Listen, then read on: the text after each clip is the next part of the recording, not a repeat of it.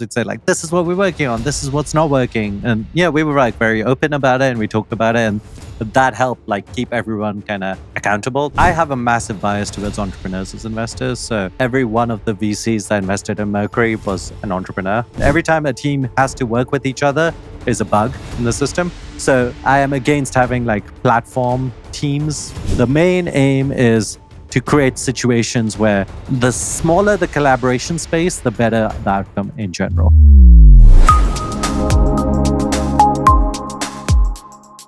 The thing I actually want to start with is there's this huge dichotomy in like any sort of like field, which is like the creative or the business person, or in tech, like there's like the software engineers and the business people, right? I'm curious now because you give a really interesting answer to this. How do you think about that for yourself as like on one side being more of a creative person, and on another side being a business person in terms of your skill set and how you work? Yeah, I think as an entrepreneur, you can't really believe in that dichotomy too much. Like you have to be a creator, like you have to come up with ideas, you have to build them, you have to kind of believe in them, and you also have to care about the business side. And I'm an engineer originally, and actually before we launched Mercury, I was still doing a ton of programming on our front end, and I really enjoy that. But yeah, so I did my first startup in the UK, and maybe this would be a nice kind of analogy. Was really interesting. So this was 2006, first company, and all the entrepreneurs I met, and I did a bunch of this networking and all this stuff. I just started my first startup. All the entrepreneurs I met were business people, but they couldn't make the thing. So there was this like kind of weird pressure where everyone was like, "Oh, how do I get this built? Like, how do I make the first version of this?" And I was like, "Oh, I can just build this myself, and I don't need to raise much money because I can just do that." So it is a superpower if you can combine those two things, and it is actually, I would say, one of the reasons I have been successful is because I've had a balance of like I care about making things and I like that creative process, but I also and I wouldn't say I was naturally good at it, but I've had to learn to like sell, raise investment, do all of that. And I was never scared of doing that. Uh, and generally speaking, I think everything is learnable. Like you can learn anything that you really try at, but it is harder to learn the engineering, making, creating side. It's a little easier to learn the business side. I think that's been my experience. That a lot of the good companies I've invested in have been engineers or other types of creators, but they've been able to learn the business side. I think generally it's actually a little harder to learn to create like a great product than learn to sell a product that you've created. Yeah, and I think part of it is because also like if you're like I think what I've learned about selling is to be a really great salesman. You really do have to believe in the product. So I think for a lot of like creators or founders, because they're so involved in creating the product and they believe in it so much, it almost like overcomes their weak sales ability. Yeah, for sure. It gets them better at sales, right? And also like I know you look at a lot of like trends and stuff and invest in a lot of companies with the rise of like no code tools and stuff. Do you almost think like the founding and creating the product part has gotten both easier and harder now because there's so much competition? Or sort of like, do you see that as a trend? I think it comes down to what are you creating and what is the differentiator around what you're creating. So, if you're selling something online, like maybe 10 years ago, you would have had to like go figure out how to integrate with like some card processor and like how to make a website, blah, blah. And all of those things you can now use Shopify for, right? If you're going to be a writer, you can use Substack. So it just depends on what the core thing that is your differentiator and what does that involve. With Mercury, our differentiator is a new type of product that's very integrated and great to use and doesn't exist in banking. So no code tool would have helped us make that. But yes, I think if you're the little like the quantum of creation, you don't need to like do as much other stuff. Like you can use a no code thing to start selling something online or get something live. And actually there's a reasonable amount of businesses that just don't involve that much unique tech, right? Like there's no reason why you can't like set up a reasonably complicated business with these no code things. And like the differentiator was never in the programming anyway. So it has made it easier to get those things live. But actually, I would say like the bit that has always been hard is coming up with an idea and a product that people care about. And that bit's not got any easier, really. It's just got a little easier to deliver it. It's almost like if you look at actually, especially the last 2 years with the explosion in funding of companies, it almost created a lot of like false positives, right? Because a lot of companies raised a bunch of money without really having that product market fit or like something that people actually want. Yeah, for sure. And a lot of, I think a lot of money and actually entrepreneurs' time has also been wasted. When you get that early signal, you're like, oh, wow, I raised money. Like, I'm going to spend X years of my life doing this. And actually, it wasn't even a good idea. That's not actually that good for the entrepreneur either, right?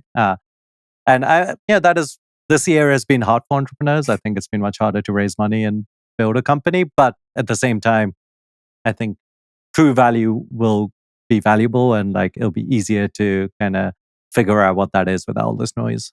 So when you're looking at like trends in the market and let's say like either deciding what to build yourself or like evaluating companies, what do you look at? And I'm asking this for more of a personal reason where, especially in the last 2 years, it was like the rise of the creator economy, right? And I saw all of these companies raising money, and I was like, wait, am I missing something? Because I've been in this creator world for a long time, and I don't really see how this is going to be venture scale or it can work. So I'm curious, like when you're looking at a market, we can take the creator economy as an example. What are the trends or signals you're looking at to decide what to build and also like to raise or not, depending on how big it can get? Yeah. There's kind of two angles I look at it, and like both of them are like kind of opposites and almost contradictory. Angle number one is kind of like I look at it from a pain point perspective and a customer perspective. So I'll give you an example. I'm an investor in Substack. Uh, and, when they started, I don't know when it was, 2017 maybe, there was no newsletter ecosystem, right? Like there was like, it was like Stratechery was one, and there was maybe one other. But I just thought I was like, hey, there is something here, like the newsletter thing is happening. And wouldn't it be cool if like we could like actually enable kind of citizen journalism and like get people like authors ability to make money? Like, wouldn't that be an interesting world? Uh, so that's one side of the analysis. It's like seeing a kind of interesting initial trend and going like, okay, how do we extrapolate that out? Which, honestly, there's a bunch of like leaps of faith there that sometimes do work. Sometimes I get really excited about an idea, and then like 5 years later, like nothing was there, or 10 years later, nothing was there. And there's been tons of that.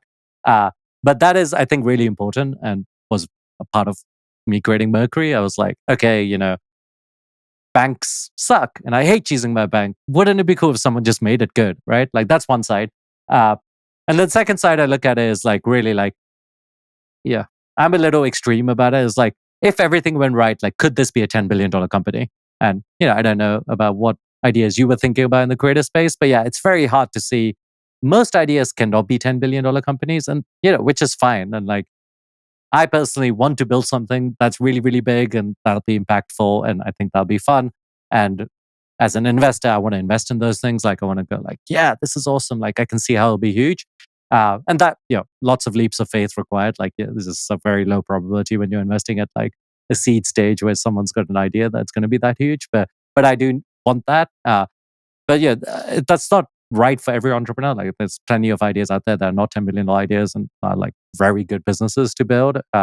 It's just like how I think about it, just from a personal perspective. And I do think from an investor perspective, if you are a seed stage investor, it's much better to try to get ideas that are going to be really, really big. That's where most of the returns are. It's that classic sort of like bootstrapping versus raising funding debate. Yeah. It's a great way to like start like a storm on Twitter. One of the things that sort of like keeps coming up on Twitter as an example in the creator economy is this idea for building a YC for creators, right? And I'm curious, like, let's say like if I was like building that, like how would you evaluate that to see if it was actually like a fundable thing or more of a company that shouldn't raise money? Just because investing in creators is so different from investing in companies, right? So like how would you like start looking at that idea? Yeah, I think the thing, like if you start with the YC for creator, right? Like if you look at YC, and most investing firms, all the returns are in the top companies, right? Like Airbnb, Coinbase, like the companies making 10 billion, like a company making 100 million versus a company making 10 billion is 100x difference, right? Mm-hmm. And even 100 million is quite hard to achieve. But the maths works out to be like almost all, like 99% of the returns will end up being like to those top 2% of companies in YC. I don't think that dynamic exists in the creator space, or if it does, the upside isn't quite as huge. I guess if you could get like a Joe Rogan and there's a $100 million revenue line kind of thing.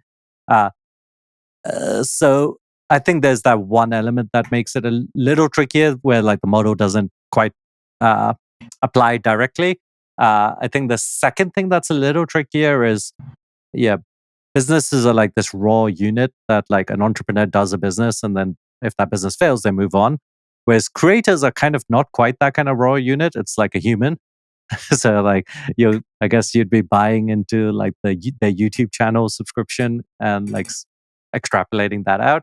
But it is different. But anyway, so worth looking at like what are the differences. And then, I think this is probably like not advice most people would give, but I would probably just go do a quick model, like not a complicated thing. I'd be like, how many creators does it take? What's the potential business model here? How would you scale that business model?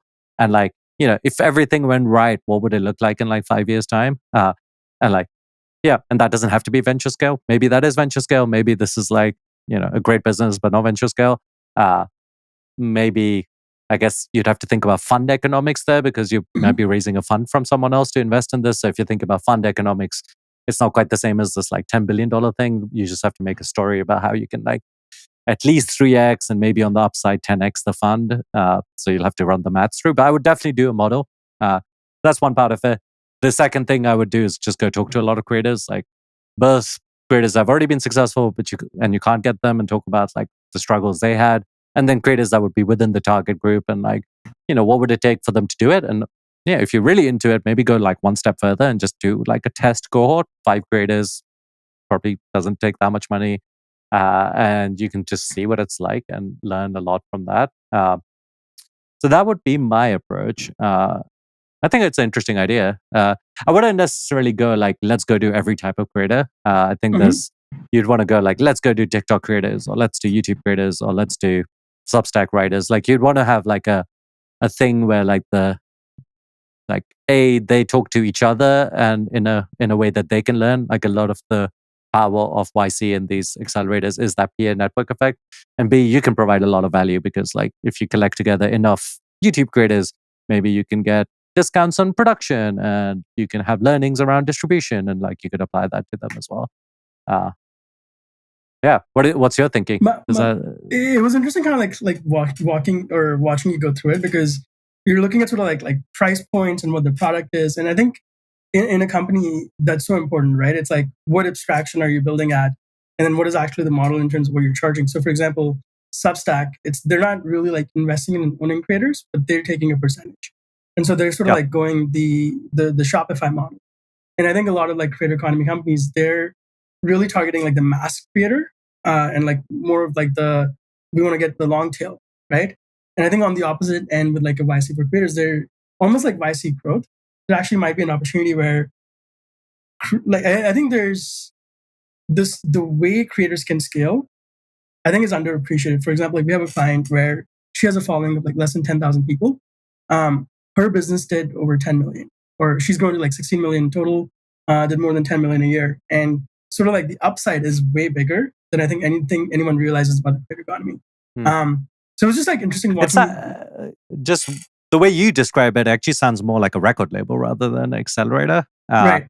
And I know record labels nowadays kind of have like a bad name because they like, take advantage of musicians or whatever. But I think maybe going and like researching like how did they start and like why did they work, like that would maybe be an interesting approach, because it is much more similar to like you find a star, you bet on them early, and that turns out to be like a good bet, which is it's slightly different from like a normal kind of business style bet. One thing this also like brings up for me, I remember in one of our earlier conversations, you mentioned that when you were building Mercury, you almost like went into a cave for you and your team and really spent a lot of time building the product, right? Which Mhm. kind of like goes against a lot of the sort of like either like build in public or like start small and test. I'm curious, like from a product standpoint, how did you decide to do that, and what did that look like? Yeah. I think it comes back to an earlier thing where you really have to understand like what is different about you, right? And banks have existed for a while.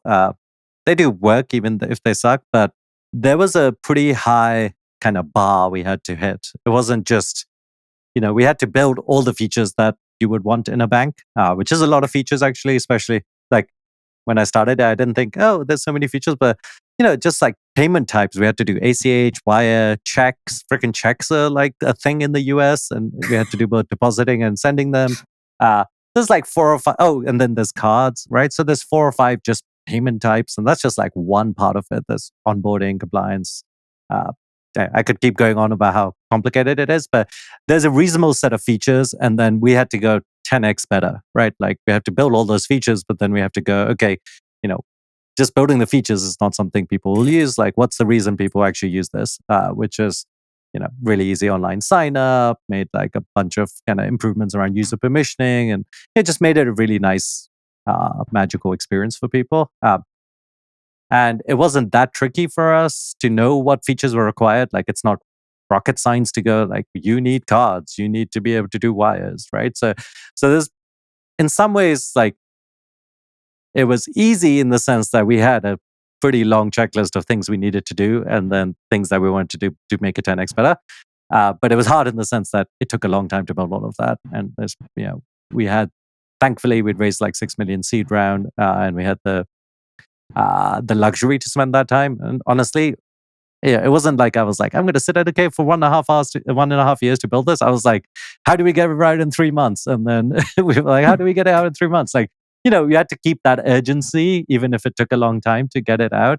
Uh, and I had a really good sense of like what the product requirements were because I'd been doing startups for 10 years already by then. Yeah, and that works. Like that process works for a lot of companies, a lot of product-led growth companies, whether it's Figma or Airtable or Notion. They have a similar story of kind of going in a cave for a year, 2 years, 3 years sometimes to really build that fully fledged product because they're ambitious ideas where there's already something that exists, so you need to be way beyond what that something is, and that's hard to do.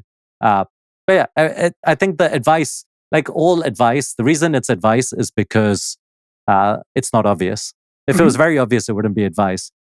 So because of that, there's a nuance to it, and people often lose the nuance when you read like a Twitter thread. So like the MVP advice is advice because it's good advice, but there's a nuance to when you should go do 6 weeks and like go test things out with customers. And that nuance like often gets lost in like these kind of Twitter threads. I think the reality is like all advice exists because there's a trade-off Yeah. and you should understand the trade-off and then pick the right side of that trade-off that makes sense for your business. And I love that you mentioned Airtable and Figma and I think Notion too, because yeah, as I've sort of like started researching the earlier phases of these companies that really build like creative tools, it's a very similar story of like they went in their cave and then they launched and they weren't charging and they just kind of like made the product better over time till they started, right? Can you quickly define for those who don't know what product led growth is? And I'll ask the follow up. Yeah. Honestly, the answer to that is not actually that obvious because everyone says they're product-led growth. I'd say there's two main things. Number one, it's self-service sign up. So anyone can show up to the website and sign up and start using the product, which nowadays seems a little more obvious, but especially with enterprise business to business tools, like 5 years ago or 10 years ago, it was almost unheard of. Uh, so that's number one. Number two, generally they have some sort of network effect. So if you get one person using it at a company, they can share it with someone else, and that person will share it with someone else. So you can have this kind of bottoms up growth. And then the third thing, because the distribution is kind of the self-service network effect based distribution, uh, they tend to be heavily differentiated with like product. So they try to build like these kind of magical product experiences with really good onboarding and things like that.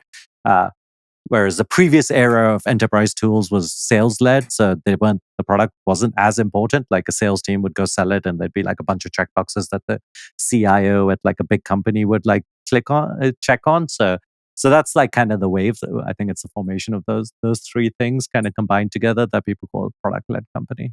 I love that you defined it because you're right. I've heard this term so many times. And I never was like, what does it actually mean? Like, what are the specifics? And there's really interesting parallels and sort of like what's happening in like courses and info where a lot of it in the past was like really started by like marketers. So the courses were really bad. And now people are actually like working on the courses and the product and making that better. So I think a lot of creators can learn from how you build product.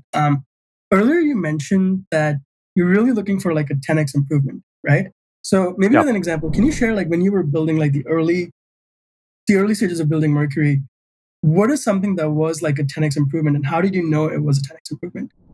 I mean, some of this stuff just seems so silly to me that it didn't exist, but banking is just so backwards that the bar is quite low.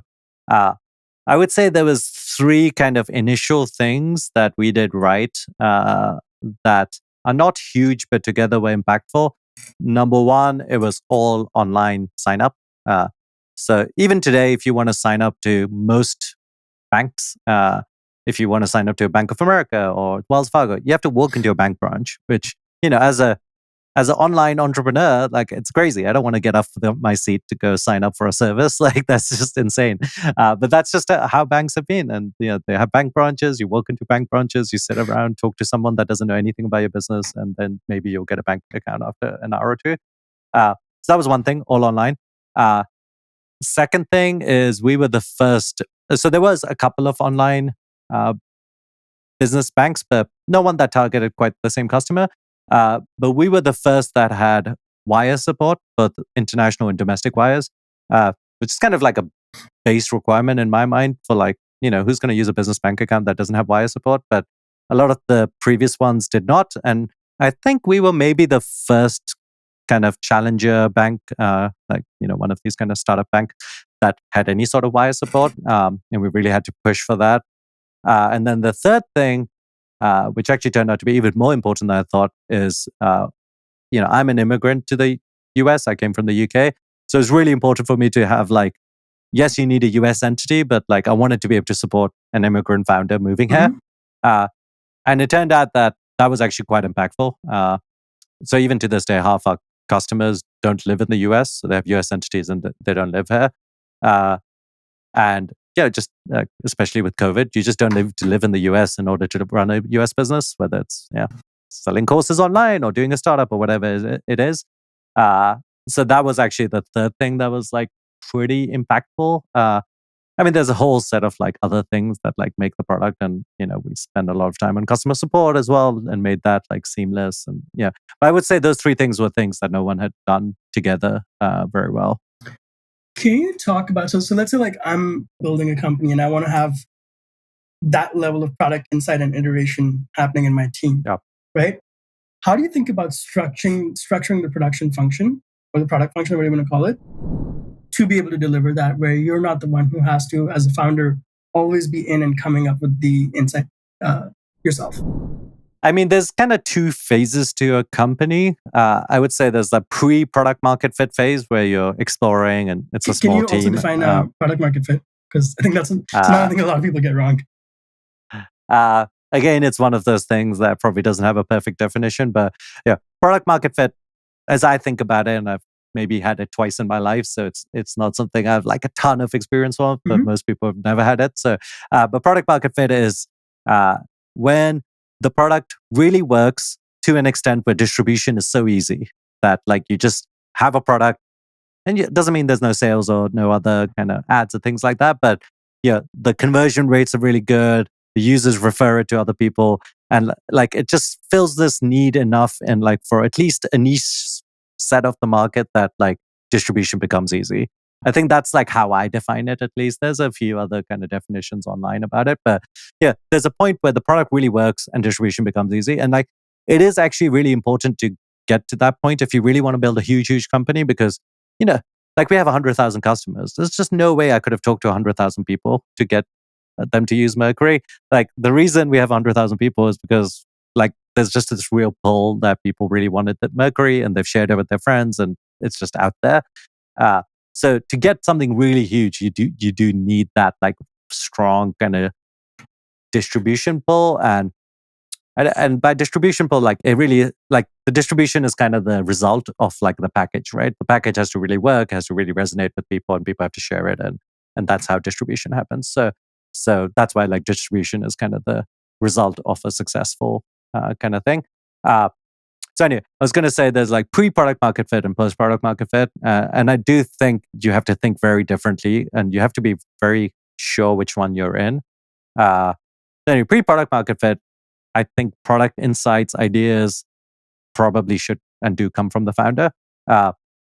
Yes, you empower your designers and engineers, and like this real specific implementation details and things like that will come from them. But when it comes to like big things, like here's the set of features we need, here's the market we're going to go after, I think founders can't like be like lax on that, and you have to be like very opinionated as a founder there. So yeah, I think the important thing is to have, and to come back to your previous conversation, like your pre-product market fit, keep that team small, keep it mostly engineers and designers, like people who can really build the company and really empower them, and try to not build other things, other functions. Like we'd raised $6 million, but actually most of that 1.5 years, we were 8 people, right? We could have hired more people, but actually more people is, more people, more problems, as they say. But like, not just that, I actually think like your iteration speed does go down, and eventually you need more people. We have 400 now. But you really have to like keep it small and like iterate really fast and be very opinionated as a founder in that phase. And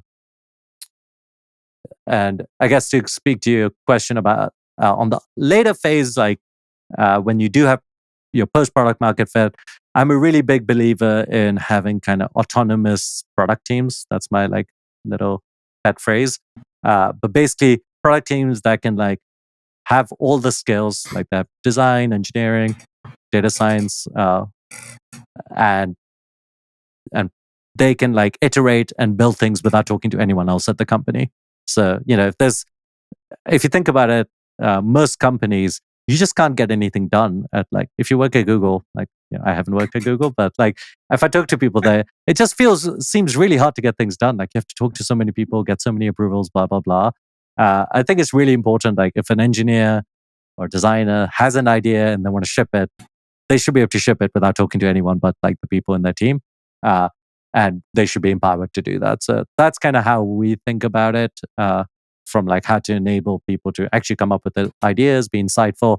I mean, everyone has ideas. Like sometimes people say ideas are cheap, and I think that's partly why they say that. Like, it's not hard to have ideas, but enabling people to like actually take that idea and be able to execute on it is like the hard bit. And most companies make it so hard that most people give up on having ideas, which is like, I think, a real shame.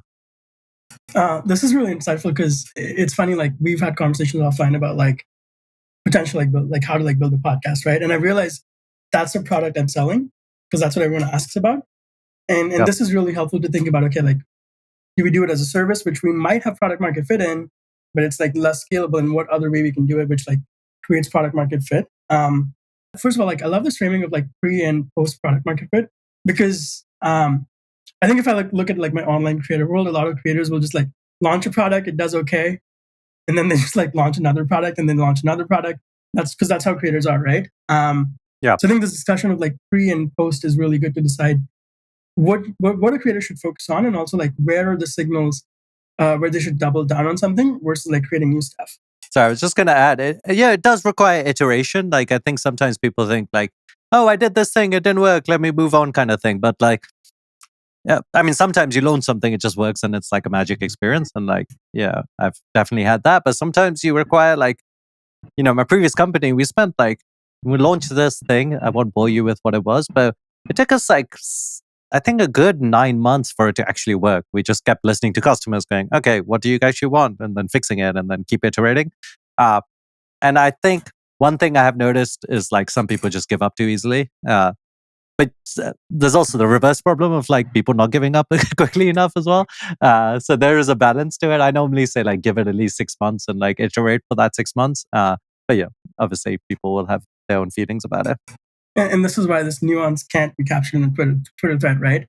Can you share some stories, like from your experience building both like Mercury or Haze app, of the trough of sorrow in that like pre-product market fit stage where you're like, this isn't working, I'm gonna give up? Like, do you have those kinds of moments, and what do those look like?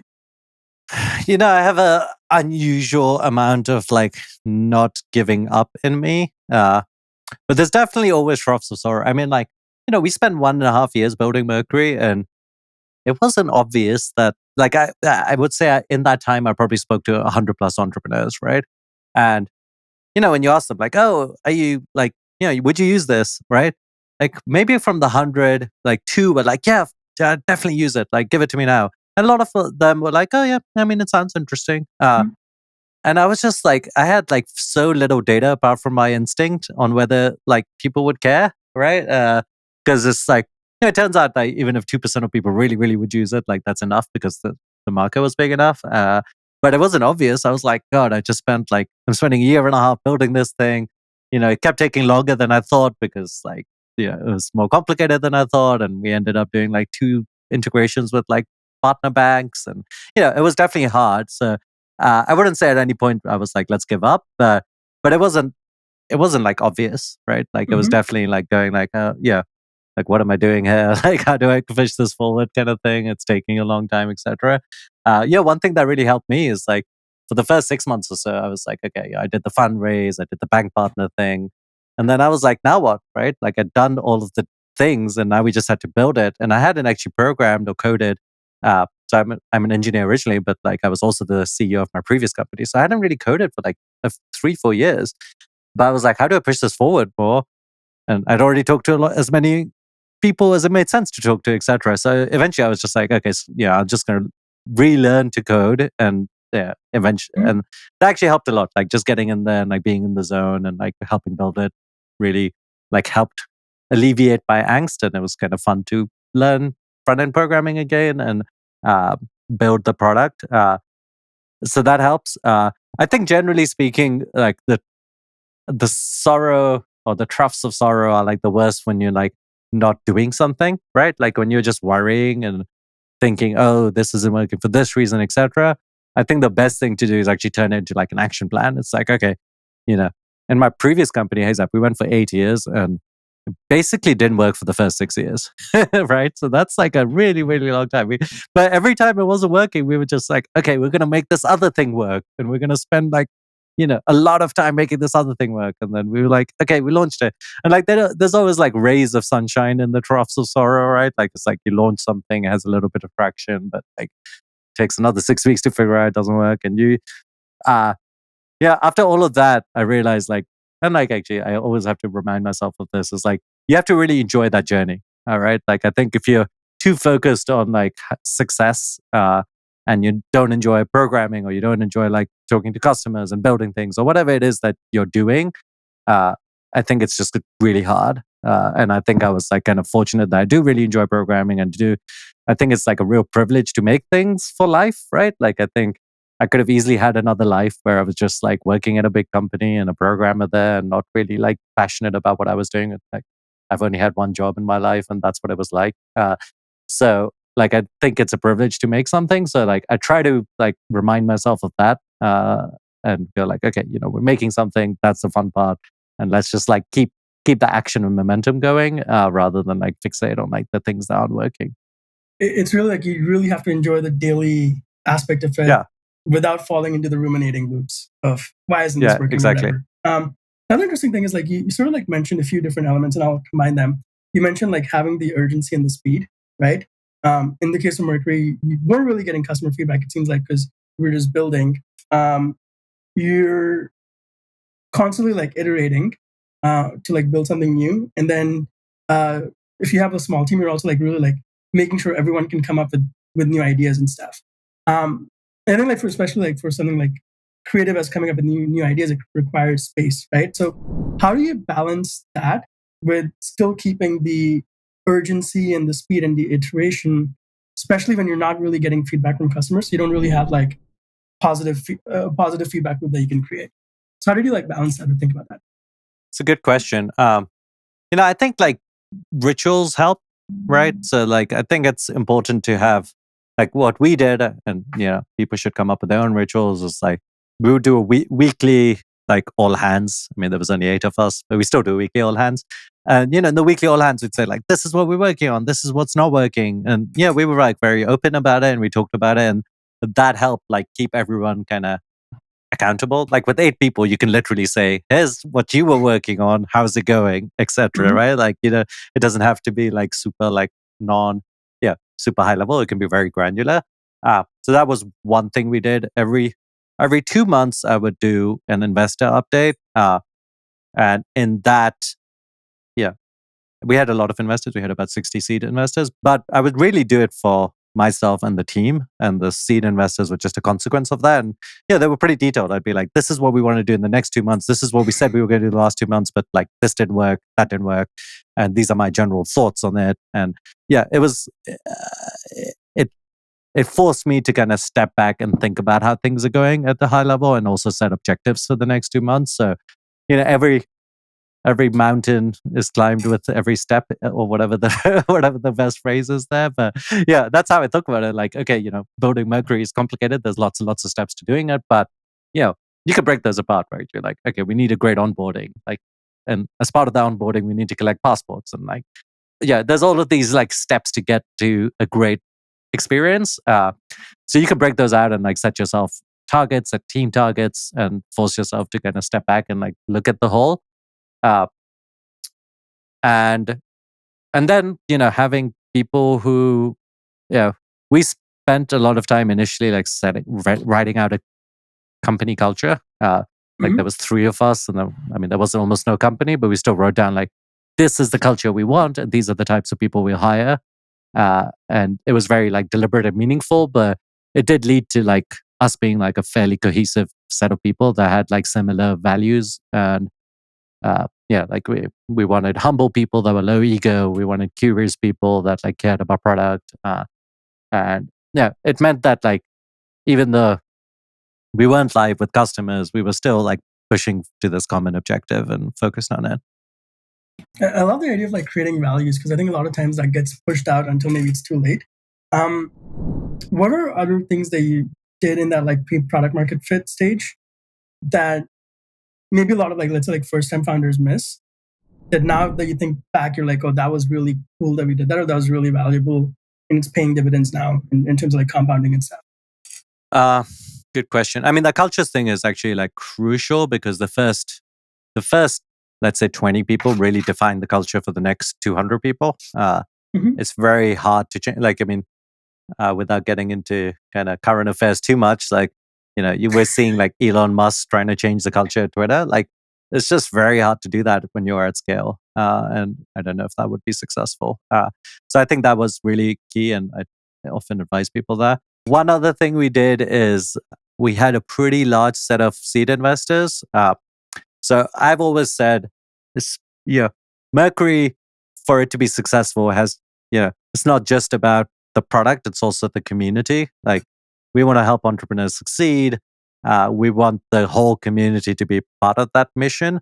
And we've tried to do that like many layers, right? So one of the layers is like, who are your investors? So we had a seed round that was led by Andreessen Horowitz, but we had about 60 other seed investors. Most of them, not all of them, but a lot of them were other entrepreneurs. And I would say a lot of our initial success came because we had this like distribution engine around them. And also, a lot of these people are customers as well. So, we had like, actually, like I'll call them out because they were super useful at the start. Like Justin Khan was a seed investor and Elad Gill was a seed investor, and both of them, helped spread the message when we first launched. And I think with Mercury, like we needed to be really part of the community, and like, we thought about developing that community from day zero with these seed investors. And when we did our Series B recently, we actually did a community round where 3,000 of our customers invested, which is part of the same thing. It's like, giving more, like, I'm like, how can I have the most number of people with skin in the game to help them Yeah. be successful? I think that's like really important, and they also held me accountable and helped while we were building it. So that's something I'm really happy that we did. Third thing, which we touched on already, is like keep the team small. Really be very focused on like building and not doing too much other stuff. It's very tempting to do bullshit, like go to conferences. Yeah, none of that stuff really matters. The only thing that matters is like building a great product. Um, and I would say lastly, like, and this bit was quite tricky, is having quite a high bar for like who we hired and worked with. And as a startup, it's really hard because, it's especially like I remember having lots of conversations with like friends or friends of friends that worked at Google or Facebook or Apple, and just getting them to leave those like cushy jobs and to work at a startup where they get paid less, the equity is very uncertain, it's not liquid. I mean, that was really hard. So I would say like we almost had zero of those. And you end up actually, 5 of the initial 8 were people that worked with me, well, including myself, but people that worked with me at PayZap for many years. And we worked well together and they knew me, and that's partly why they joined. And then I guess 1 was from my network and 2 were kind of people we found. But yeah, even with all of that, like it's very tempting to lower your bar, right? Like to Mm-hmm. be like, oh, maybe this person's not that good, but ... But I think that's super dangerous. Like it's better to go early in people's careers and like maybe take a bet on someone that is an engineer or a designer and has a few years experience, and maybe you'd like someone with 10 years experience, but they're working at Google and very hard to get. But this person could be good enough to be like that person with 10 years experience, but they're just early in their career. I think that's one way to like make a bet on people and keep a high bar. And just like you really have to spend a lot of time on hiring. I mentioned like 6 months of like doing stuff before I was like back in coding world. And part of the reason was like I was like, okay, we need to get that initial team of 8-9 people. Like, how do we get them? And like we were really really focused on like hiring and spending time hiring and having a really high bar. And all of those 8 people still work at Mercury, and they're like a very impactful part of like Mercury, even at scale. This is so helpful because I'm realizing like while we can do building podcasts for people as a service, if to make it really scalable, we're almost like building a product company. And so these are Yeah, all the lenses that I need to like evaluate things with. You mentioned how like the culture gets set with the early people, and sort of like you were looking for people that were maybe like early on. What are other things that you're like either like looking at or evaluating to see if someone is going to be like that first 5 per team member and a really good fit for that versus someone who maybe just has worked at like a Google or a Facebook and has the resume but can't really cut it at a startup. And then I think there's a better way to phrase it, but yeah, like what, how did you evaluate that difference, especially as a second time? yeah. I mean, I would say the 2 main things are their skills good enough, and I'm not that big on like great interview questions. I just think interview questions are like a hard way to really evaluate people. I'm all about like, let's do exercise together. Let's do a coding challenge. Let's do a design exercise, whatever it is. So you want to have like a pretty good way of testing against that. And I think have quite a high bar there. And then the second thing is like the culture fit stuff and like having a very specific way to test against those as well. Like, if you're like want curious people, like how do you tell whether someone's curious or not? And like, you know, that's a series of questions and experiences that they can talk about that kind of speak to that. Um, and you want people that have like a little bit of a can do attitude. You know Mm-hmm. what I mean? Like you just talk to someone and they're like, yeah, that's not a problem. We'll just make it kind of thing. Like you want that kind of person where that's like can take something really hard sounding and like wants to go attack it and is not going to like be very like focused on all the reasons that it's not possible, but be very focused on the reasons they can do it and like Mm-hmm. they'll just get on with it. Um, and I would say actually we ended up avoiding this, but no hiring process is perfect, and you just have to be willing to like fire people if it doesn't work out. And I think it's actually especially with startups. Like not everyone is suited to that startup environment. So it's good for them as well to go like, hey, this isn't working out. It's actually better to do that earlier on so that they can go back to their job hunt or whatever it was. I mean, ideally you avoid that. And I think actually, I don't think we had to fire anyone at this for quite a while at Mercury. So maybe we were good at it. But it is important to like be really like realistic and like act quickly if there is an issue.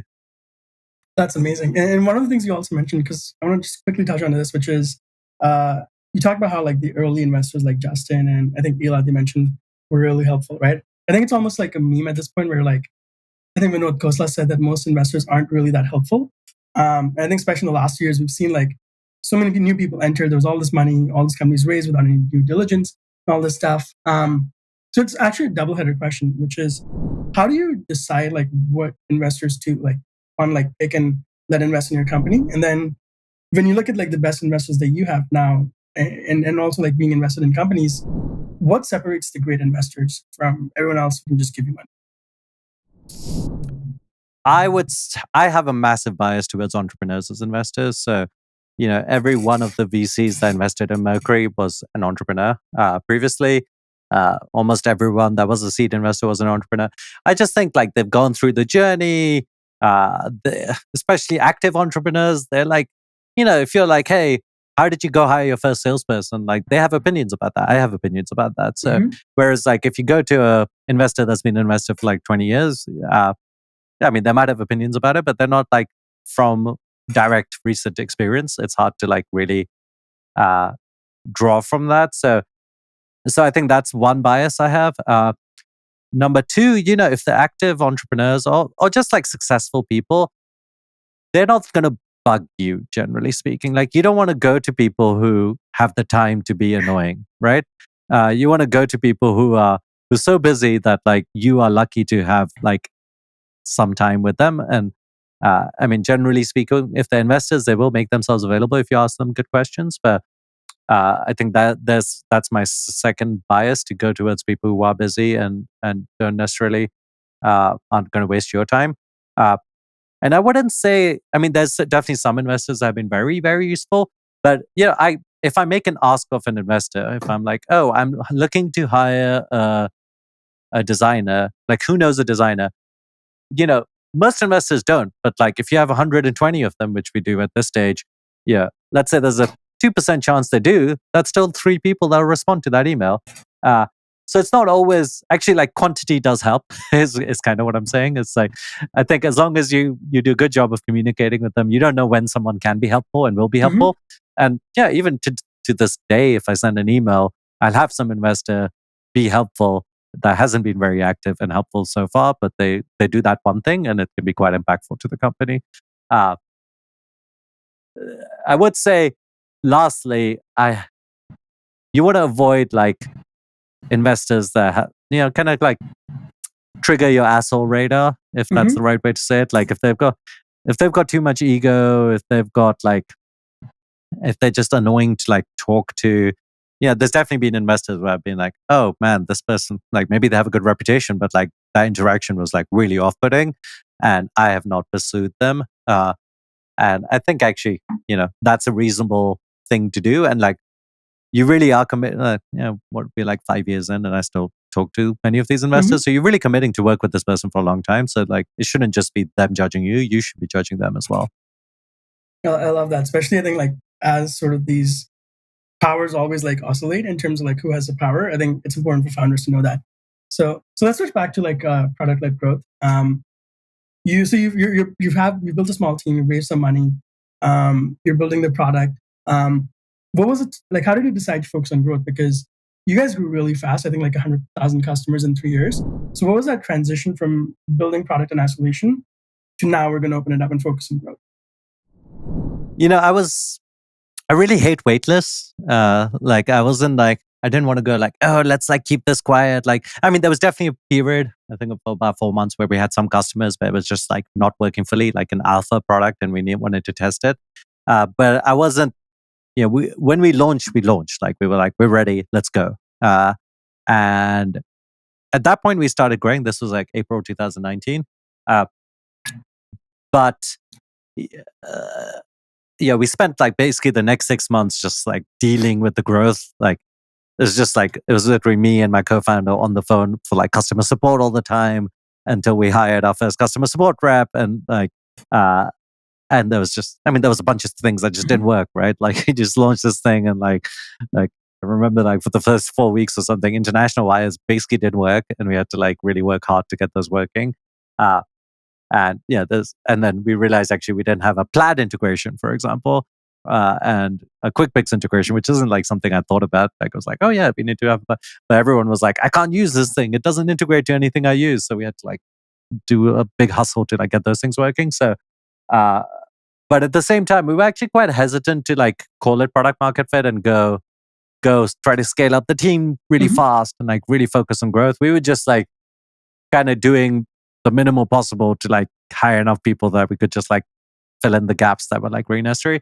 And then freaking COVID happened, like 11 months later, and there was at least 1 month of like March, April actually was like kind of slow for us. We are like, oh, maybe we should pause, and we paused hiring anyone and things like that. And then post COVID, like it came back, and I remember at this point, like I guess it was like summer of 2020. I was like, yeah, even COVID didn't stop it. Like it seems like this is a real thing, and like now we should really, really like go, instead of like being on the back foot and like not hiring enough people for support and onboarding and engineering. We should just really like focus on doubling down and like hiring enough people. And we did like a little internal round at that point with our investors, but yeah, it took a while for me to convince myself that like we should be hiring, because like this growth won't just stop, because like it's scary, right? Like you launch something and you just think, oh yeah, maybe this is just like a flash and like it'll stop. And then it took like a good year of like pretty continuous growth. We were like, okay, this is actually like real. People really love this. And like I should really start planning for like a little bit more long term rather than just enough to like keep going. So what were some of the in that like growth phase? What are some of the either like elements or like best practices in terms of like I know one of the things you mentioned in our research was how founders can improve by fostering a product first mindset. So like what are some of those best practices and product first growth mindset? Yeah, that's a really interesting question. I think number one, and this obviously makes a little bit more sense for a product like a product that's got engineers and things like that. But it's really important, I think, to use engineering, design, product as your lever. So, for example, there's a lot of companies that like are like, oh, this is working. Let's go hire a ton of salespeople, or let's go hire a ton of X or Y. And your company culture and everything about like the way you develop product becomes like about satisfying. If like half your company is salespeople or 80% of your company is salespeople, basically the rest of the company is servicing those salespeople, right? It's very hard to build a company that has like a product-led culture when like most of it, the company is sales. Not that there's anything wrong with sales, but it's just the nature of the beast. Like you become led by the group that's like the biggest group at your company. So if you want to be really product-led, like you really have to not go, like you have to throw engineers at a problem rather than throw sales, ops, other things at the problem. So one thing we did at Mercury, and we did it from really early on, is like for every single big ops team, so we have an onboarding team, we have a risk team, we have a support team. We actually have a product team that works with that team. So we have engineers, designers that their whole task is like I either build tools for those teams or like work on the flows that customers care about that interact with those teams, so that instead of solving everything by like hiring more support people, more risk people, whatever, we can actually go fix the problem and make it so it just doesn't exist anymore, which is like the best thing for customers and best thing for those teams. So that's one, how we think about like being really like product led on all of that stuff. Real quick question on that. So what you're saying is like you have all these like different teams like support and or whatever. Each of them, is it like each of them have like engineers embedded and they report to those teams, or is it there's a separate team of engineers that have people that like go into those teams? Yeah, so let's just take the support example. There's a support team. I think there's like 30 of them now or something like that, and they have their own kind of hierarchy. And then there's a engineering team which has a designer, and one of the, I guess, ex support people is now the we call it business lead, but basically like product manager on that team. So there's, I think, 7 or so there. And they determine their own roadmap, but it's heavily influenced by what's happening at support. So sometimes it is like support going like, oh man, like I just can't do this thing without like having this tool. Can you make it for me? Sometimes it's literally looking at all the support tickets and saying, the biggest thing customers complain about is X. Why don't we just go build a thing to fix X so that customers stop complaining about it and support volume goes down? So they have their own remit. It's not, it's driven by support, but it's not just like, let's just do what support asks us to do. Because, it's not like support is like sometimes very, very granular. They don't necessarily like step back and go like, what is the total support volume and how do I go fix this? Although obviously they can do that as well. So yeah, that's how it, like, we literally have 4 teams or something that like work with these other ops teams to continuously like improve the product, improve the user experience, and improve the tools that those teams use so that they don't have a shitty time either. Like I don't want people doing dumb things at Mercury that like an engineer could like easily fix or make it easier for them to do. This is, by the way, really fascinating to me because as we're talking, I'm realizing if I look at like what we're building as a podcast, as a product, there's like audio, video as a product, and they're building sales around it. And there's so many parallels in here, right? But when you sort of like have like these like different parts of the organization, how do you enable a culture of them supporting each other and helping without it turning into, which I think like Microsoft is the meme with like all these like different fiefdoms basically like pointing a gun at each other. So how do you enable that within a company, especially when I think Mercury is remote, right? Yeah. So especially as an organization. That's an interesting question. I mean, I would say Bezos has like a fun quote that maybe you can find. But basically it's like, for a question like that, it's like, oh, how do we like make sure they work well together? Like I do think to a little bit of an extent, his quote is very extreme, but to a little bit of extent, every time a team has to work with each other is a bug in the system. So I am against having like platform teams, like platform product teams, especially where like, a team X can't get their feature shipped because they need to wait for team Y to ship it. The team Y has like their own product roadmaps and they have to keep collaborating with each other to get this product shipped. Like I don't want that at Mercury. And sometimes it does happen, but the main aim is to create situations where the smaller the collaboration space, the better the outcome in general. So like if you take that support team, if a customer support person had to like go to every single engineer at Mercury and say, oh man, like I just can't get this fixed. Can anyone get this fixed? Like that would be a massive difficulty. They won't know who to go to. They'll be kind of reticent to go like spam so many people. All the other people, even if they want to be helpful, they have their own agenda and priorities. It'll be hard for them to help. So like if you can kind of constrain the collaboration space to, I mean, there will be collaboration, but like if you can make it so like the person that has a lot of context, that has like the agency to go fix this, which is the engineer on that customer support product team, and the customer support team like know each other. They're like, I mean, ideally friends, but at least they know each other on Slack and they can just talk to each other and get it done. Like you want to keep these collaboration spaces like as small as possible to get things done. So that's the real aim. And it's hard to do, right? Like there's a tendency to actually make it so these things become like kind of, especially as a company scales, you're like, oh, this team knows most about this. Like let them do that. And then, oh, you have to talk to this person. Like you have to be really deliberate about making it so like you can keep these collaborations tight, make it so like you don't add a bunch of processes so that everything needs to go through some other team. But we try. Is there anything we didn't cover in terms of like best practices for product-led growth? Like are there other points in there before I move on to the next topic?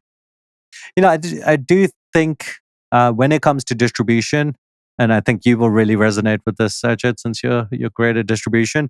Like you can't rely too much on just the one thing. You kind of have to do a lot. Like, just because we're product-led growth doesn't mean we just rely on that. Like we also have a partnership team, and that's like 20% of our growth. We have now we have an ads team that does performance marketing, and that's a significant part of our growth. So, we don't, even though we are product-led growth, and that is still the majority of our growth, it's a bit more than 50%. We really think about like, hey, how do we make it so we can try, experiment, and also succeed at like multiple channels of distribution? Because if we're not doing it, one of our competitors is.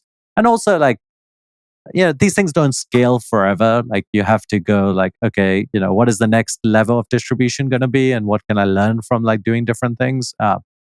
So I think it has to be a combination. It's not just like, oh, I do product-led growth, that's all I'm going to do, and I'm not going to build a sales team, or I'm not going to do ads.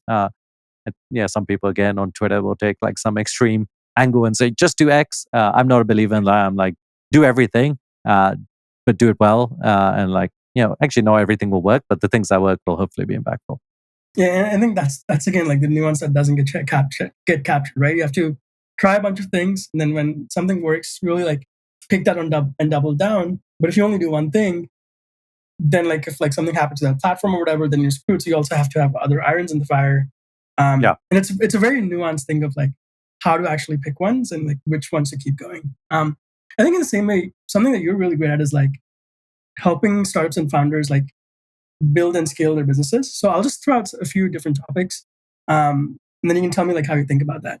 I think the first one is, and I think a lot of creators really struggle with this, which is what first hires to make. And I know you have like insight into this, like that depends on like the core differentiators. So can you talk about how you think about that? I would say two things. Number one, like try to do it yourself first for like a reasonably long time.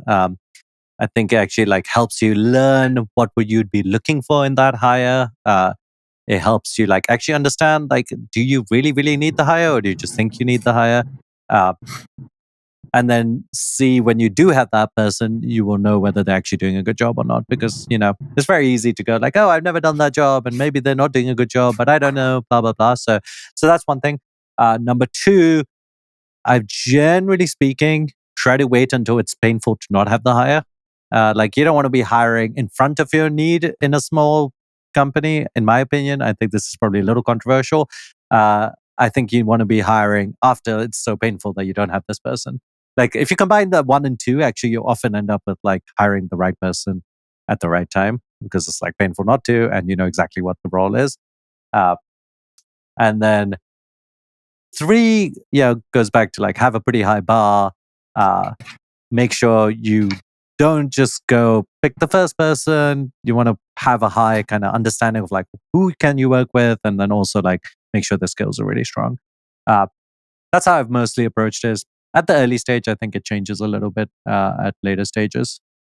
And there's a sort of like the Silicon Valley trope of like the 10x engineer, right? I'm curious, like, have you ever worked or hired 10x engineers, and how do you like again, like, how do you know if someone's going to be that during hiring or when they're working, maybe? Yeah, I mean, 100% there are 10x engineers, and how do you know? It's a good question. I don't think you know. No. Like what makes the 10x engineer is not just they like do 10x more code or something like that. Part of the reason I think someone is a 10x engineer, and actually this is not just engineering, I think it's true for like sales and design and a bunch of other things, is like they do the right thing at the right time at the right level of detail, if that makes sense. It's like very easy, it's very easy to spend a lot of time working but be doing the wrong thing, and then you haven't achieved that much at the end of the day. Whereas if you do the right thing, you can spend less hours working and you achieve the right result.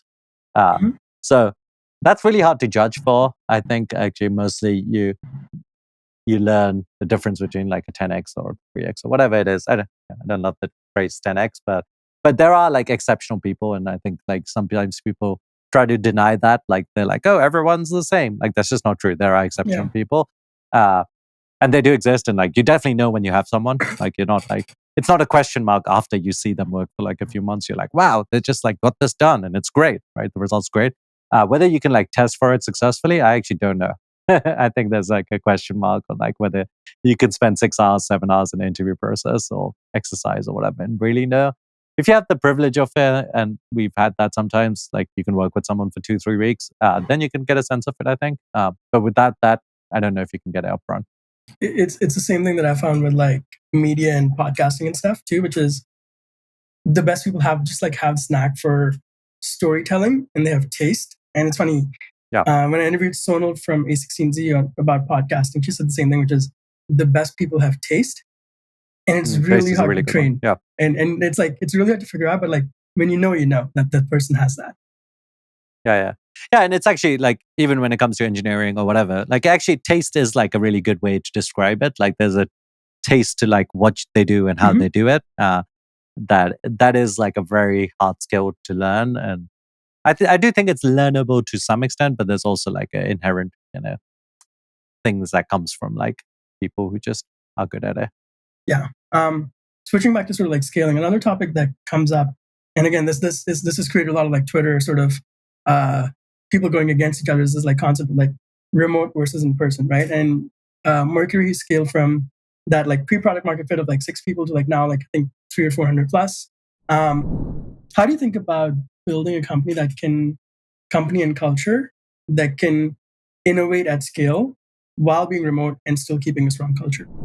I think it's tricky. It's actually kind of being invented right now, right? Like there was definitely a couple of companies that were like scaled up remote companies, but it's not common knowledge how to do it. So we were about 30 people before COVID, and we still had a little bit of remote. We were about, I think, 30-40% remote and the rest in person. And now we're 400 people and fully remote. Uh, and I think so. Number one, you have to be really deliberate and be trying pretty Mhm. hard. Like this is not free. Uh, so I think any remote culture needs to have some in-person components. So we actually and we're very generous on it, I think. So we have a company-wide get-together at least once a year. We have specific teams, like if you're on a product team or support team or whatever, most teams we're like, hey, you should get together twice a year. Uh, and a lot of people on multiple teams, like if you're a designer, you'd be on both on the design team and you'd be on the specific product team you're on. Uh, so altogether, like, there's between 3 and 6 opportunities for people to get together in person to collaborate. Uh, and it's not, I mean, there is like an element of brainstorming collaboration that's like harder to do remotely, but it's also like making like a slightly deeper connection. Like, when you're getting on a Zoom call or huddle or whatever, it's always like planned and a little transactional. It's very hard Mhm. to make it like very non-transactional. Whereas when you get together and you go for dinner, like that's where you learn about someone's family or whatever. Like it's a very different kind of interaction. So I don't think you can completely replace that. And this is part of the reason we only have US, Canada mostly. We have a couple of other countries, but almost everyone we have is US and Canada, because like you need to be kind of close together to do that kind of in-person interaction. Uh, so that's one thing we focus on. Number two, yeah, you do need to have, I think, a very strong Slack culture. Like we do a ton of stuff. Like we have called them call signs, but we have kind of basically like emojis that are associated with every single person that works at Mercury. We have a lot of just chatter, both work related, but also non-work related on Slack. And it could, for people who come from a non-chat based culture, it can seem a bit weird to like suddenly have like, oh, all of this like Slack communication, etc. Uh, but it works. And then it's the third thing, we have a pretty good, not always great, but reasonably good like uh, Notion kind of based like documentation uh, practice. So most bigger meetings we do, uh, we don't tell people, like we're like, don't present, like we don't want to have slides. We want Mhm. you to prepare a document which talks about like what you're working on, and it's pretty detailed. Like this is kind of like an Amazon idea. They call it a 6-pager, but we don't determine how many pages exactly. But we'll spend the first 10 to 15 minutes of the meeting just like going through this document, making notes. Just because it's just so boring when someone's like reading out the slides, right? Like it's just like, oh my God, like I'm sitting through them reading the bullet points. That's just boring. I'd much rather like we all read the same thing, we had the same context, and now we could talk about the real meaty discussions. And it just leads to like, I think, much better kind of practice. And that works really well on Zoom, because it actually would be worse to try to do that in person because everyone's sitting on their laptop doing it. Like it works much better to just be on your computer at home and doing it. Uh, so those 3 things. But I do worry.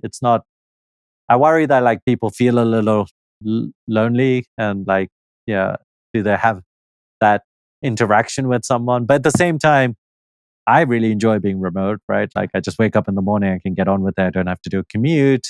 Most of my meetings are online, and it's comfortable, and I do think I'm more productive because of it. So, but it is an obvious thing. Like we do actually have 4 offices. So if you do want to work and you live in like New York, SF, Toronto, or Portland, we have offices there, and people do work from them. And I guess if someone joins Mercury, they can move to one of those places and work from those offices as well. So I do think like some people do prefer an office. I'm not like religious about one or the other. I think I mostly have the opinion to let people do what they want to do and like judge them on their output rather than like whether they're spending enough hours in an office. But yeah, you have to be like really deliberate about like how you make remote work scale and keep it actually like a fun environment for everyone where they feel connected with everyone. Yeah, and it's definitely like something we're all discovering together. Yeah. One of the things that you mentioned in your research, and I was really curious to think, like, dig into like how you think about Mercury as a product. You're talking about how really like the way you think about it is like the bank account is a platform, right? And then on top of that, you build all these different things like treasury, venture debt, credit cards, raise. Can you actually start by explaining what you mean by Mercury as a bank account as a platform, and then how you actually think about like building and expanding the product in terms of all the different things that you built? Yeah, when I thought about Mercury and like what got me excited about it is, if you think about like what, yeah, this is getting into like abstract thought a little bit, but if you think about it, like what is a bank account, right? And I mean the depository side of banking, not the lending side of banking. So what is a bank account? It's like a place where you store your money. So money shows up, and that's just a counter basically. It's a set of like payments that go in and out. So both receiving money and sending money. And then it's the software that sits on top of it, whether it's like user permissions, graphs, tables, QuickBooks integration, blah, blah, blah. Right? Those are like kind of the 3 pieces to it. But the interesting thing about it is all your money, almost by definition, all your money flows through your bank account.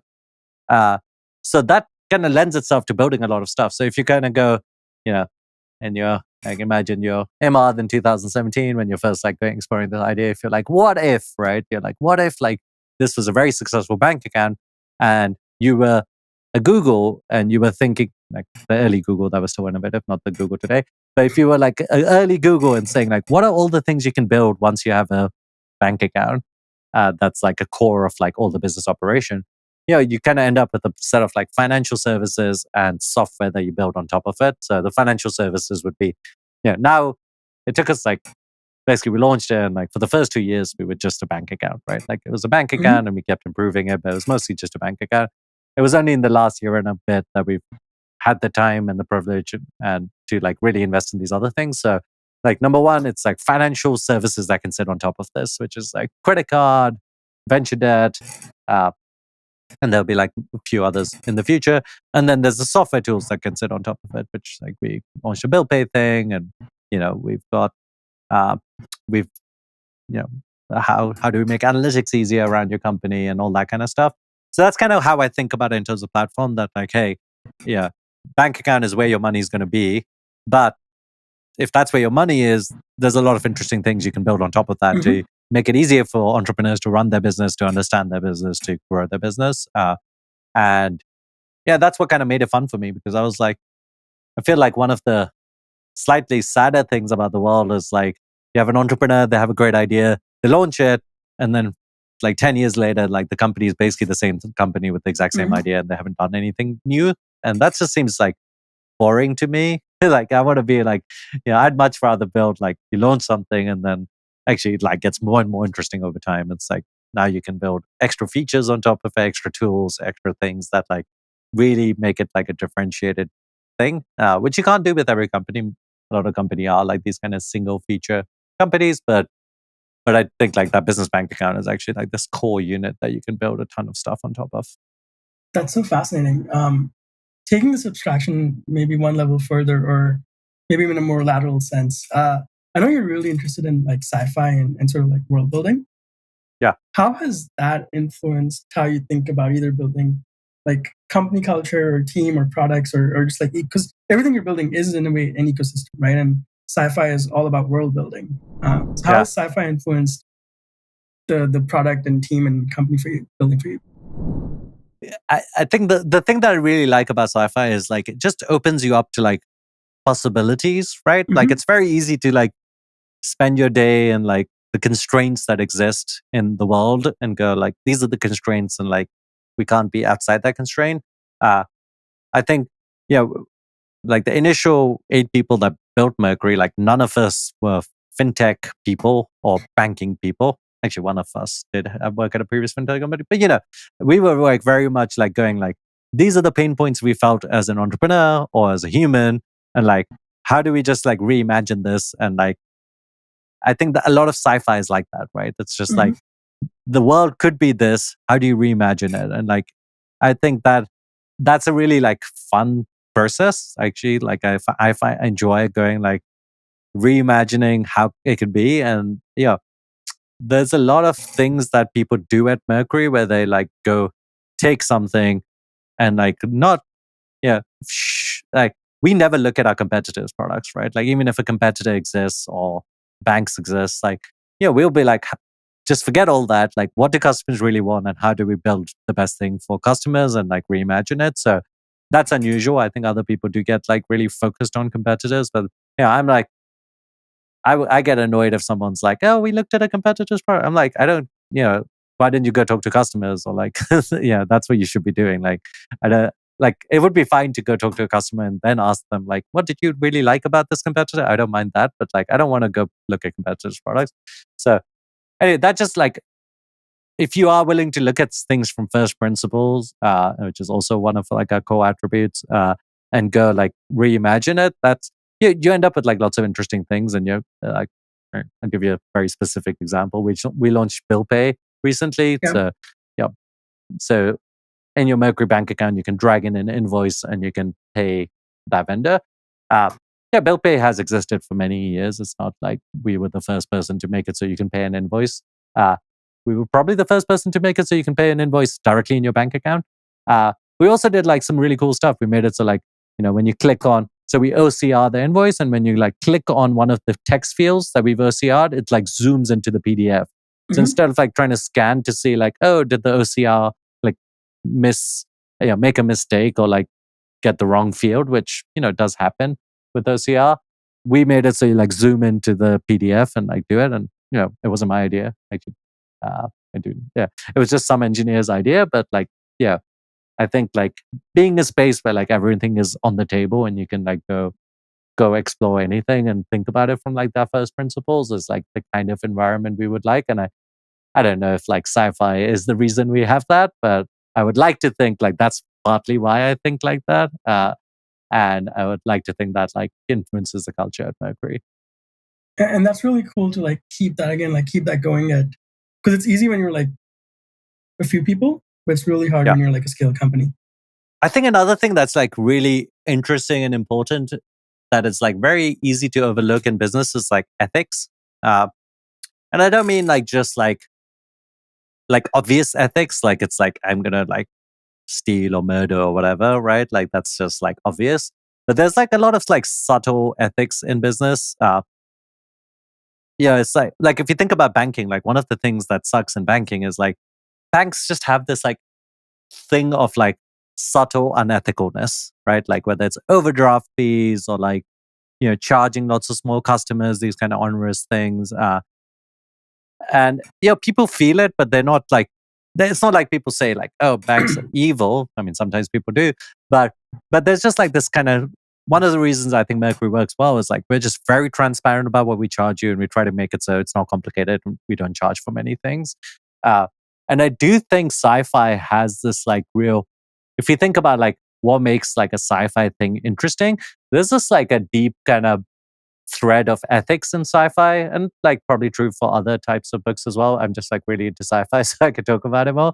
But there's often like a some sort of complicated villain.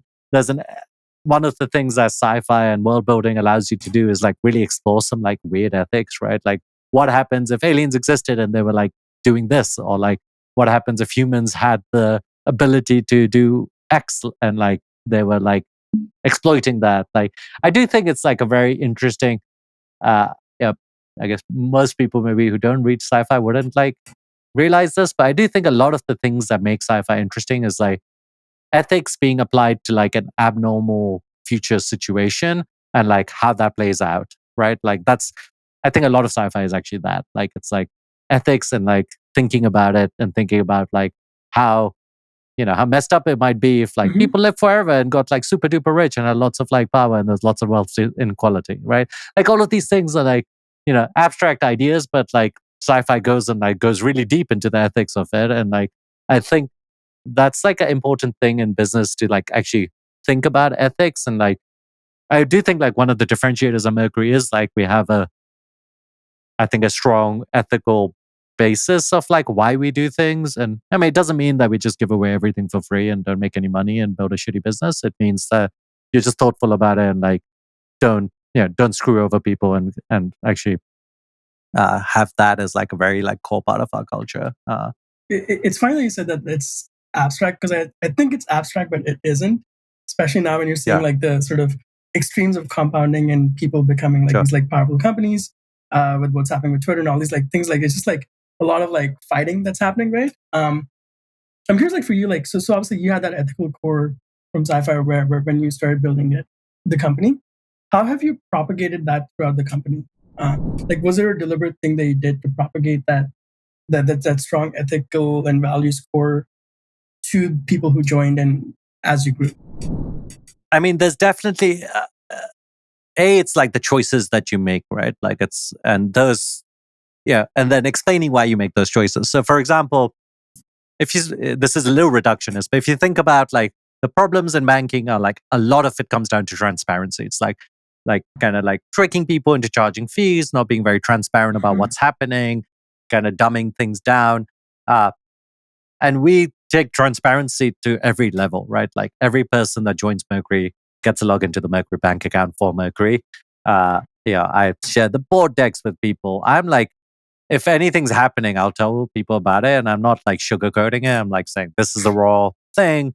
These are the problems. Let's go try to fix it kind of thing. So I'm very, very transparent. And like, yeah, we try to go all the way through with transparency. It's like transparent at a company level, have employees be transparent, think about the product in terms of how it is transparent, think about customer support, about how we are transparent, think about how what's wrong and what's happening, and think about marketing in terms of like, you know, like how do we explain things? How do we Mhm. educate people about them? And like banking is like kind of tricky. Like there's a lot of weird stuff in here, but like it's not rocket science. Like we can explain it and we try to make it so, yeah, I always think about Mercury providing like people like power user features, but with like very simple interface. And we try to think about that end to end. So I do think that's probably the main way that, you know, we try to percolate these kind of ethical frameworks. Uh, I'd say the other thing is like we're just like very open about talking about things and like, you know, just being nuanced about it. Like, we haven't banned politics or anything, but like we're not, if there is a topic, we will like have people give both sides to it. If there are two good sides to it, and we'll let people talk about it. And I think that's part of it, being like transparent and open to that conversation, uh, and not having too much like egos. So like we try to hire like humble people, and Mhm. it's a that is a really important attribute to leading to good ethics. Like if you have too much ego and you're too like headstrong and you can't like have a real conversation about things, that's where like I think ethics can like slip up. I have to, before we move on to the 5 questions we always end with that are really quick. Yeah. I have to ask you about this because you mentioned it on the not talking about politics thing. Because again, that was a huge debate in Silicon Valley. I'm curious as a founder and CEO how you thought about it, and also like did actually being an immigrant play a role in where you decided in terms of letting people talk about it? Because this was a huge debate over the last 6 to 12 Yeah. months. I think it's, you know, it kind of comes back to this nuance thing. I think the debate kind of loses the nuance a little bit. Uh, I, I do think giving people a bank account is, uh, it's not like a utility to the world, but it's stopping a business getting a bank account because you don't agree with their politics or something like that. Like, I don't think that's good. Like, and Mhm. if there was a proponent of that within Mercury, it's like, oh, we should not give any uh, Republican organizations or whatever a bank account. Like I would, yeah, we would be very clear, and we have been very clear that like, hey, that's not. Yeah, if someone's actually being illegal, or it's a hate group or whatever, like that makes sense, and we are very strong against that. But if it's like you just don't agree with someone's politics, like we're not going to give people a bank account. Like so, so that's one level, right? Like, do you actually like change your service based on like some views? And we've like pretty hard line on like that's just not how we operate. Then it's like, hey, do we just let people talk about things that are happening in the real world? Like it's like, oh, Trump is running for election or whatever. Uh, and I'm fine with that personally. Like as long as people doing it in a thoughtful way, and we will call people out if they're like just being rude about it or whatever. But I just, yeah, that kind of stuff would normally happen in an office, right? Where it's like Right. everyone's remote. So like, I do think I'm not like completely in like bring your full self to work, but like I do think like people should be allowed to have like a normal conversation about things they would do it in person in an office. And if people were getting like carried away with it, like, yeah, my main thing is like let's treat everyone as like an adult Mhm. and have expectations for like how they should behave, and I think that's very reasonable. But let them like having like these kind of rules that don't talk about X, don't talk about Y. It's like kind of like babying people, and I'm not like into that personally. Yeah, so much of it just comes down to treating people like an adult. Yeah, and giving them that responsibility, but also like holding them accountable to that. Mhm. Cool. Okay, so I want to respect your time, so we'll just like go over the Yeah, last 5 questions, and we'll end in like let's 5 do it. minutes. And I'll sort of like actually modify these based on sort of what we've discussed so far. So I usually ask about books, but I'll ask like in your case, like what are like 3 to 4 sci-fi books that have been really impactful for you? And if you want to include other books too, go for it. But I'm very curious about the sci-fi because I'm gonna go get them and read them after. Yeah, yeah. Let's see. I think Three Body Problem is a great book. Actually, all three of the books. It's a trilogy. I think some people just stop at 1 and 2, but the third one's really interesting as well, and it talks a lot about again the future. And it has like this whole ethics thing. It's a great book. Number 2, there's both like Snow Crash and Ready Player One, which like are like this kind of explore VR and this kind of like potential future that are like kind of interesting. There's a series called the Culture series, and you really want to go beyond the first book if you're going to read that series. But it's all about like a post-abundance culture and like what do people really care about if they have, enough material things, and what comes after. Uh, oh man, there's a series I just finished reading. It's got a really good TV show attached to it as well called Expanse. Hmm. The TV show is amazing. I actually I watched the TV show first, and I just finished the books recently. Uh, but just like, yeah, I think there's just a ton about like human nature and like, uh, yeah, how like we're kind of like, even with all we get, like we'll still fight and things like that, and like how that might develop once we're like a kind of like a galactic kind of human species. I guess those are some, but I could keep going. There's just so many good And sci-fi books out there. I'm excited to check those out. I just got, and I don't even know if he's sci-fi. Buckminster Fuller, I think is how his name. He wrote this book called What's the Oblivion book? or Utopia. And I feel like it's going to be similar to that like post-abundance thing you talked about. So excited to check those out. Yeah. What's one piece of wisdom that changed the game for you? One piece of wisdom. I don't know if there's one, but I'll give you one that I learned, which was actually quite impactful. Honestly, I can't remember who told me this, which I feel really sad about because it did have such a big impact. So I went through this like process when I was first starting Mercury, like, where I spoke to like maybe 90 people that were like fintech, regulatory, entrepreneurs, VCs, etc. Just to like, I was like, I know how to build a product, but I had no idea how to build a fintech thing. And it seems scary, right? Like it's like, it was a big unknown. Like, how do you actually build a fintech thing? And someone said this to me, which like really helped. Was like, actually, the fintech part of building a fintech product is not the hard part. The hard part is like building the product that people actually want. And like the fintech stuff, you can figure out if you actually build a product people want. And most things in fintech don't fail because the fintech was hard. I mean, there's probably some, but actually, like they built a product that no one really wanted. Like that's the real failure problem. And that really helped me because I was like, I was complicating this fintech part. And like in the end, I think that was really true. Like, yes, the fintech part requires like deliberate thought and like you have to think about regulations and being compliant and like how you do that. But the hard bit is actually building a product that people actually want, and everything else you can kind of figure out around that. So yeah, there's the whole like Y Combinator thing of like build something people want, but like really just going back to that, like at whatever point you are, like you kind of have to go back to that and just say like, what is the thing that you're building and do people really want it? And like whether you're a scaled up company and building a new feature or whether you're like, going from 0 to 1, actually reminding yourself of that is really important. Yeah, it always goes back to the basics, right? Who's one person that you're grateful for? So that's like if you could like give credit or thanks to one person you haven't had a chance to thank, or you haven't given enough credit, who would that be and why? Um, yeah, this is going to sound a little cheesy, but I would definitely say Paul Graham. I moved to, I did Y Combinator in summer 2007. And yeah, I think that was like the third or maybe fourth Y Combinator batch. But that was, I was in the UK before that. I'd basically done a startup that was failed. I had no idea like how to move to Silicon Valley, and it was such a game changer for me to move here. All my initial friends were because of that. PG also funded my second company. Like after that one had failed, and like this was ASAP. So yeah, just like both inventing this program and also supporting me multiple times in it. At a time where it wasn't like obvious that I like had done anything successful or anything like that. Yeah, that was a real enabler and like significantly like changed my life. So I gotta give him kudos for that.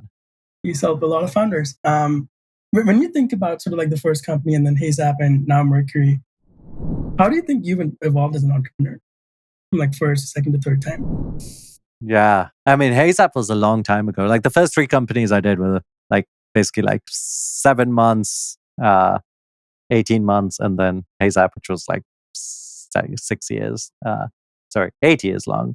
So all of these were like basically I'm like I was a kid back then, and I think I would say like a bunch of things I've developed. Like I did, one thing that's kind of funny is like I used to think ideas were not that important, and like when I started HeyZap, it was just like it was kind of the first idea that I had that sounded kind of good, and I was like, okay, let's just go do that, and I'll iterate and figure it out. And we did iterate and figure it out, but it freaking took like 6 years. With Mercury, I had this idea in 2013, and I didn't start working on it until 2017. So it had like fermented for 4 years, and it was like a much more well-formed, well thought-about idea where I believed in the idea and I thought a lot about the market and like what we do in the future and things like that. And I do think the idea makes a huge difference to success. Like, that product market fit, like, sure, we did a bunch of things right, but like, there was also like an inherent, like, the idea was really good and it really worked and it was the right time for that idea. So that's one thing if I was to go back and tell myself in whenever 2008 when I started HeyZap, I'd say like just spend another freaking 6 months thinking about the idea and make sure this is something you want to work for 10 years. I love that. Yeah, the idea does really matter. As much as people say it doesn't. Last one. What does it mean for you to be a conscious creator? I think it's I'll come back to something I said earlier. You really have to enjoy the journey of creating. It can't just be like you seeking an end result. Like you have to love that journey and like really remind yourself that you love that journey because sometimes it'll be hard and like it'll seem like a grind. But that's just what it takes. Yeah, I didn't actually realize till I just looked it up, which is you've been doing even Mercury for like 5+ years. Yeah, 2017. Yeah, even though I feel like there was a moment I was talking to, maybe I was listening to another interview where someone was talking about how the signal they looked at was every company that was coming through YC started using Mercury, and it was like, okay, this product really works. But yeah, you really like spend time over 5 years building it, and it was really clear like how thoughtful you were as we talked about product building throughout this conversation. Yeah, thanks, man. I really enjoyed the talk. Yeah, thank you for coming on. Yeah, appreciate you having me and talk soon. Cool. And then obviously the website is mercury.com. We'll have your Twitter and everything else linked up. Anywhere else you want to direct people, or anything else you want to leave people with before we end? No, I mean, if someone wants to talk to me, feel free to DM me on Twitter. I'm not always great at responding, but I try to at least look at everything. Sounds great. Awesome. Thanks for doing this, Immad. Yeah. Thanks for having me.